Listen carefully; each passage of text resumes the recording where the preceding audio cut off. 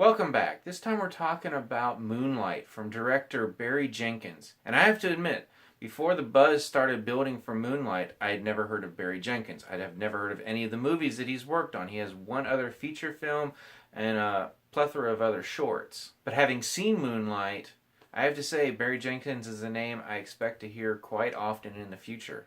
Moonlight is one of those kind of art house, Oscar bait type movies that's been getting a lot of buzz lately, but it's also a film that I'm getting questions about from people that I just meet on the street, acquaintances that I know, and they're asking me, have you seen Moonlight? What do you think of it? And I was like, it had not yet reached my area, so I didn't have an opinion. But when I do start getting those questions from non-movie people, I take notice. So when this movie did reach my area, I made sure to check it out as quickly as possible. And as I said, I'm really glad I did, because this is a powerful story told in a very emotional way. Now, the story centers on this young boy named Chiron growing up in a pretty bad neighborhood of Miami. There's drug dealers everywhere. His mother is a drug addict. There's just not a lot of hope around this situation. And he's basically trying to find himself. And it's that pursuit of identity that is the core of this movie. Does our situation define us? Does our family define us? Does our friendships and relationships define us?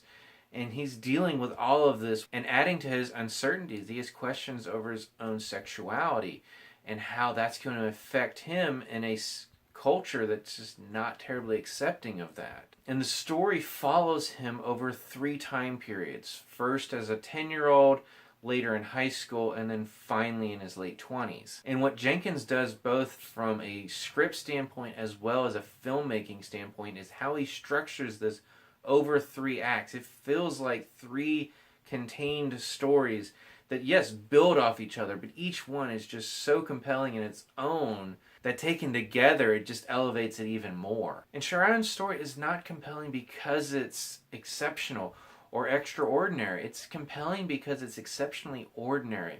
Everyone in this movie feels so real. It feels very authentic. I know I probably use that word too often, but in this case, it is the perfect word. This movie feels authentic. Although I have to admit, the story that's being told, this world that it's set in, is not something that I can personally relate to. This is not the situation that I grew up with. Pretty much everything that he has to deal with, I didn't have to. But because the story is told so well and the performances are so strong, that I felt like I could relate to everything that was happening. I could feel for all these characters. And even if I couldn't understand them, I could understand what was happening and why they were doing what they were doing. And that's a credit, again, to the writing as well as some very, very strong performances. Now, to be fair, there were a few things that didn't quite work, none of them critical. First of all, the camera work in this movie is excellent. There's some incredibly inventive shots, some long takes. There were just some moments in the first act where it felt like they were just kind of trying every trick in the book to see what worked. So it kind of had a little bit of a muddled feel. It didn't feel always connected with as far as the editing goes. But that really cleans up as we get later into the first act, and then it's not even there in the second and third acts. There's also a couple very small bit roles that the actors just weren't very good. I mean, all of the leads are great, and it actually made it more noticeable when some of these bit parts just weren't very good. But other than that, I mean, that's basically my only complaints, and I just wanted to note them for completion's sake.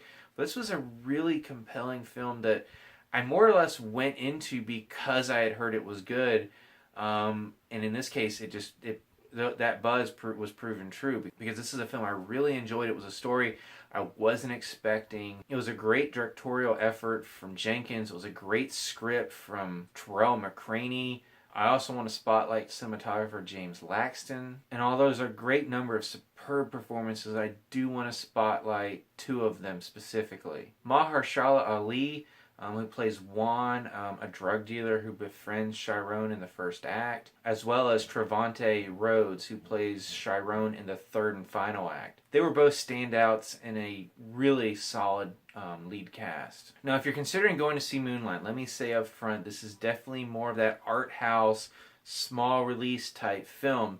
So if you're not interested in that, you might not get much out of this. But if you like strong performances, a very personal, compelling storyline with a combination of characters and setting that we really don't see very often at all, then I really think this is up your alley.